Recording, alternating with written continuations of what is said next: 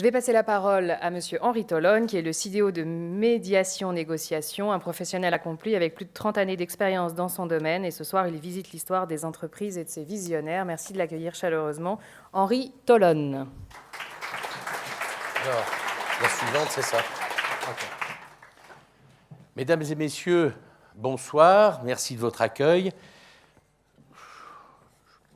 Moi, quand on m'a parlé des entreprises sociétales, des entreprises sociales, je me suis dit, mais je ne suis pas écolo, je ne suis pas touché là-dedans. Moi, j'ai une voiture, j'ai une grosse voiture, c'est un diesel. Pourquoi vous voulez me parler d'entreprise sociétale? Pas envie. Et puis après, on a réfléchi un petit peu et puis on s'est dit, non mais entreprise sociétale, ça ne veut pas dire entreprise sociale. Ça veut dire entreprise qui a un impact sur la société et qui arrête de se servir uniquement de celle-ci. Alors je me suis dit, mais une entreprise, ça existe depuis que le monde est monde. Depuis que quelqu'un a eu envie d'acheter quelque chose à quelqu'un d'autre, il a créé un principe de société au sens entreprise. Et puis alors, j'ai regardé un peu l'évolution. Bon, j'ai regardé rapidement, je ne vous cache pas, dans les 2000 dernières années, je n'ai pas trouvé grand-chose. Et puis après, je me suis dit, tiens, ça s'est accéléré dernièrement. Alors, la première chose que j'ai vue, c'est les coopératives. Alors, les coopératives, en fait, c'était donc, vous connaissez le système de coopérative, c'était dans le but de servir au mieux ces sociétaires, c'est-à-dire qu'il fallait en être. Alors, le problème, c'est que les coopératives, elles ont eu rapidement des déviations mercantiles, technocratiques. Elles ont eu rapidement des difficultés de financement. C'était difficile pour beaucoup de coopératives de pouvoir se faire financer. Et puis, il y a eu très rapidement une dilution de la responsabilité. Par contre, c'était un mouvement qui était ce qu'on appelle un mouvement bottom-up. C'est-à-dire que ça venait des gens pour créer quelque chose. La réplique est venue très rapidement. C'est ce qu'on a appelé, 6 ans après, les familistères. Alors là, c'était la même chose, mais créée par les patrons. C'est-à-dire qu'ils ont créé un système dans lequel tout était compris pour le bonheur de l'employé, c'est-à-dire qu'on avait l'école, les magasins, les dispensaires, les attractions, la culture, etc. Le problème, c'est que c'était vraiment l'apologie d'un système totalement paternaliste.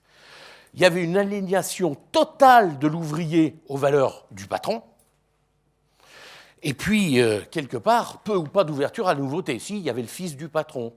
Puis, éventuellement, à sa mort, il y avait le fils du patron. Bon, ça n'a pas duré longtemps, je vous rassure.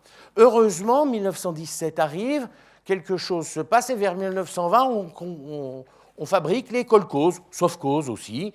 Alors là, c'était un peu le même principe que le familistère, sauf qu'au lieu d'être créé par le patron, c'était créé par le parti, qui remplaçait le patron, c'est-à-dire aliénation de l'ouvrier, mais aux valeurs du parti, non plus celles du patron.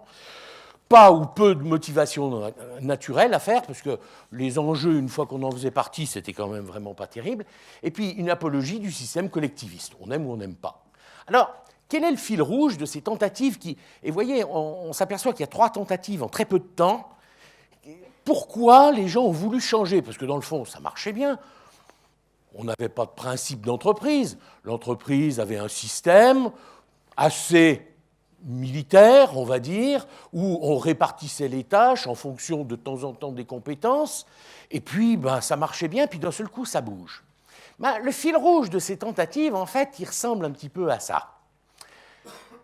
Toutes ces tentatives avaient un autocentrage sur le système, c'est-à-dire que ceux qui l'avaient construit en bénéficiaient, mais c'est de leur idée que ça partait.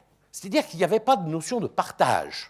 Il y avait une notion éventuellement de distribution à ceux qui en faisaient partie. C'est-à-dire que quelque part, le système était exclusif.